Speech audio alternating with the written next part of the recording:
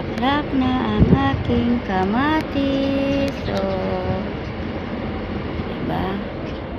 Aking sibuyas.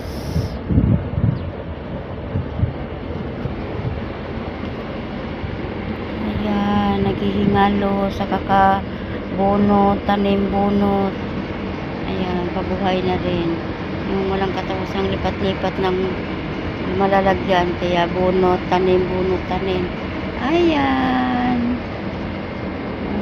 Naghihingalo siya. Ito lang nakasurvive. Kaya hindi man binunot.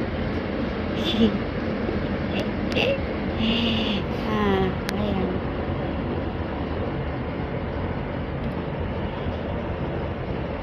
Ayan mga hilig ko dito. Magtanim-tanim.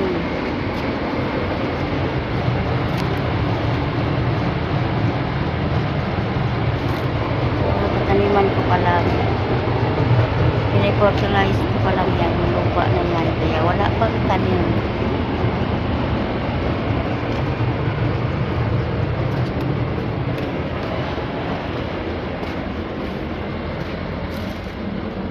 Katuwa siya tingnan. Namumulaklak na.